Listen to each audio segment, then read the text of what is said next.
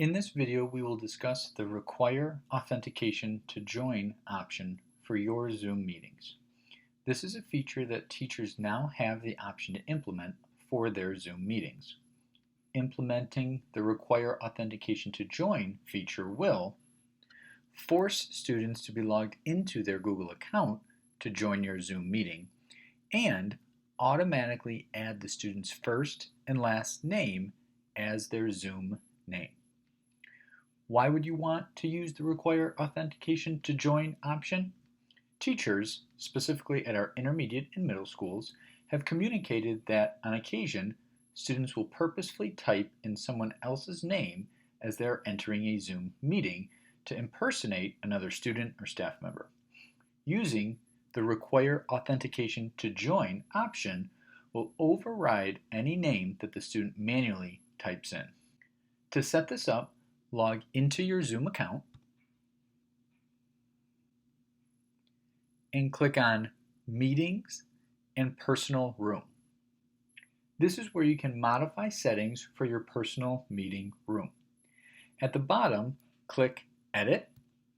Check the box that says Require Authentication to Join, and in the drop-down, select Participants must log in with D87 Google account.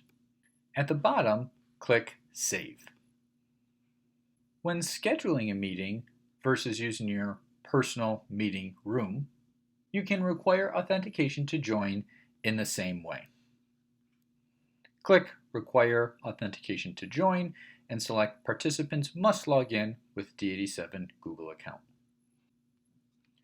When students join a meeting, like I mentioned earlier in the video, the Require Authentication to Join will override any name that the student manually types in. With that being said, students may have the ability to rename themselves once in the meeting. To set your meeting default to prevent students from renaming themselves, click on Settings on the left-hand side, click In Meeting Basic, and then scroll down to the Rename area. Allow participants to rename themselves. A faster way to get to this area is to click Command F and type in Rename. Here, you can either give students the ability to rename themselves, or you can turn off the ability for students to rename themselves. What is selected in this area is simply your meeting default. Regardless of what you select in this settings area, when you, as the host of your Zoom meeting, are in the meeting, you also have the ability to allow or prevent students from renaming themselves. I'll demonstrate this a little later in the video. I am going to disable students' ability to rename themselves. Then I am going to demonstrate a student logging into a teacher's Zoom meeting with that required authentication to join enabled. Currently, I am logged into a Chromebook as a student. I'm going to click Login with Google to get logged into the student's Clever account. I am then going to click on the teacher's Clever page and click on the teacher's Zoom link. You can see it still asks the students to type in a screen name. I am going to type the words fake name and then click Join. You can see from the teacher view, she sees the student's actual name, not the words fake name that the student typed in. I am going to click Admit to allow the student into the meeting. Now you can see that the student does not have the ability to rename themselves. That's because from the teacher view, we disabled that option.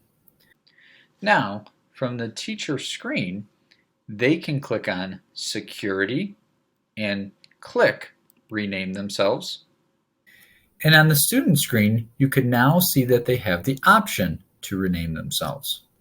Another way that the teacher could give this permission to the students is to click on More and allow participants to rename. I am going to go ahead and end this meeting. Now, some additional information regarding the authentication to join is if you plan on having a non-Berkeley 87 student or staff member join your Zoom meeting, make sure you do not select this option. Remember, if this option is selected, only those with an @berkeley87.org email address will be able to join your meeting.